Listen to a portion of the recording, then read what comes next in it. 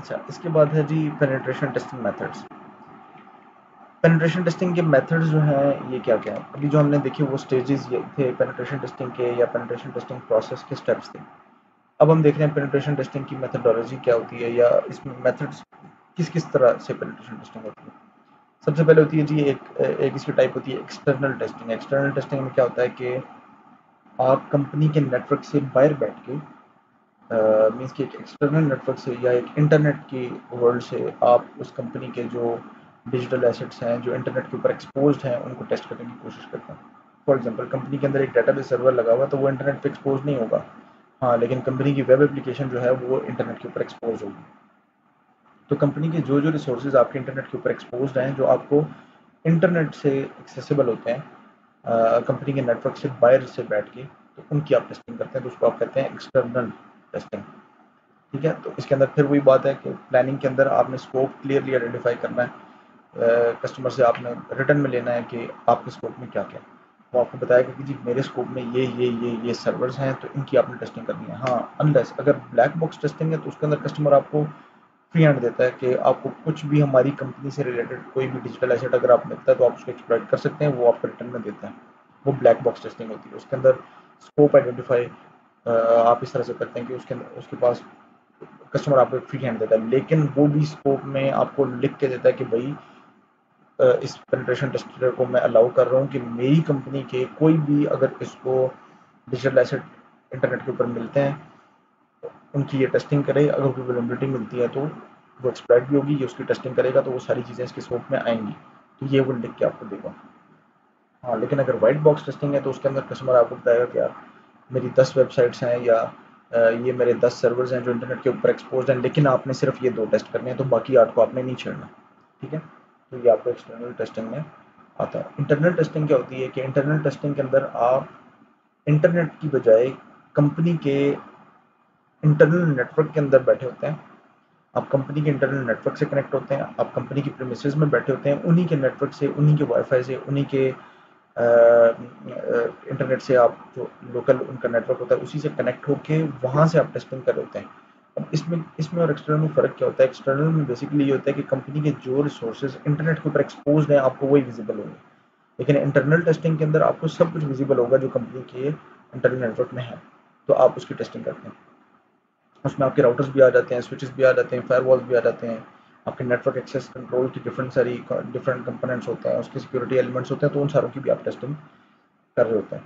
लेकिन फिर वही बात है कि इसके अंदर भी स्कोप आपने क्लियरली कस्टमर से रिटर्न में लेना होता है कि इंटरनल नेटवर्क के अंदर आपका पूरा नेटवर्क एक्सपोज होगा तो आपने क्या क्या टेस्ट करवाना है। अगर वो कहता है कि जी सब टेस्ट करना है वो आपको लिख के देगा, लेकिन अगर आपको कहते हैं कि नहीं जी सिर्फ आपने विंडोज सर्वर्स की टेस्टिंग करनी है, लिनक्स की नहीं करनी, तो आपने सिर्फ विंडोज सर्वर ढूंढना है और उनकी टेस्टिंग करनी है। अगर आपको कहते हैं कि नहीं यार सिर्फ जो राउटर्स हैं उनकी टेस्टिंग करनी है तो आपके स्कोप में सिर्फ राउटर्स होंगे, तो बाकी चीज़ों को आपने नहीं छेड़ना।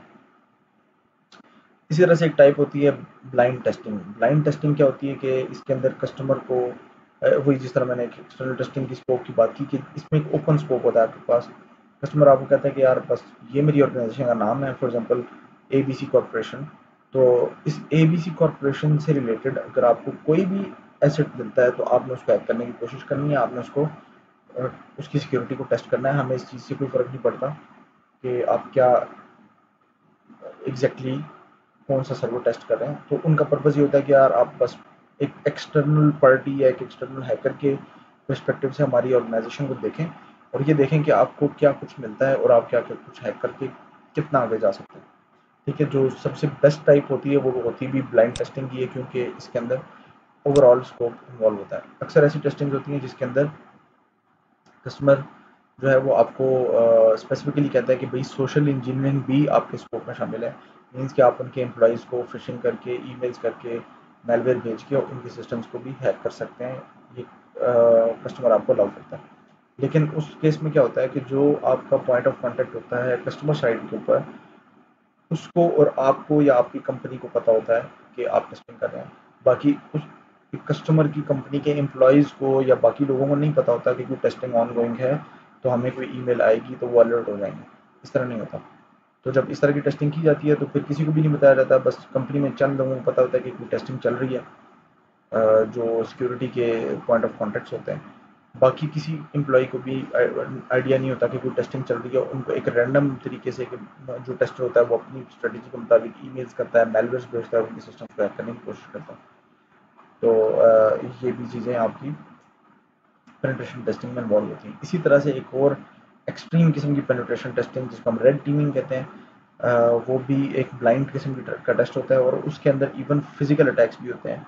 मीन्स के कस्टमर आपको अलाउ करता है कि आप बिल्डिंग के अंदर घुसने की भी कोशिश करें विदाउट एक्सेस, मतलब आप वो देखना चाहते हैं कि जी हमारी बिल्डिंग के अंदर कोई अगर एक बंदा विदाउट एक्सेस कार्ड आने की कोशिश करे तो वो कैसे आ सकता है, हमारे सीसीटीवी कैमरास को हैक करने की कोशिश करे तो वो कैसे कर सकता है, हमारे एम्प्लॉयज़ के जो बैजेस हैं, जो आइडेंटिटी कार्ड्स होते हैं, उनको क्लोन करने या उनको चुराने की कोशिश करे तो कर सकता है। इस तरह की काफ़ी सारी केस स्टडीज़ इंटरनेट के ऊपर मौजूद हैं, लेकिन इसके अंदर फिर वही बात है, स्कोप और ये सारी चीज़ें कस्टमर आपको स्टैम्प पेपर के ऊपर लिख के आपको रिटर्न में अलाउ करता है, ताकि कल को अगर कोई खुदा ना खास्ता कोई प्रॉब्लम होती है तो आप वो चीज़ दिखा सकें कि भाई मुझे इस कस्टमर ने अलाउ किया, तब मैं ये काम कर रहा हूँ। नेट के ऊपर काफ़ी सारे इस तरह की पेनिट्रेशन टेस्टिंग की केस स्टडीज़ पड़ी हुई हैं। इवन इस तरह की भी केस स्टडीज़ हैं कि वो लैपटॉप स्नैचिंग भी उसके अंदर अलाउड होती है, लेकिन कस्टमर रिटर्न में लिख के देता है। आपने किसी को नुकसान नहीं पहुंचाना होता, आपने सिर्फ कंपनी के डिजिटल एसेट्स को हैक करने की, पासवर्ड एक्सेस करने की कोई ना कोई कोशिश करनी होती है। ठीक है, उसके बाद ये डिफरेंट स्टेप्स हैं पेनिट्रेशन टेस्टिंग के, वही जो हम जिनकी पहले भी बात कर चुके हैं, लेकिन ये 7 में ब्रेक डाउन हुआ है। वो ऊपर जो 5 में थे ये उन्हीं को इसने 7 में ब्रेक डाउन कर दिया। तो आप एक दफ़ा इसको पढ़ लें, अगर इसके अंदर कोई कंफ्यूजन है तो हम लेक्चर में डिस्कस करेंगे।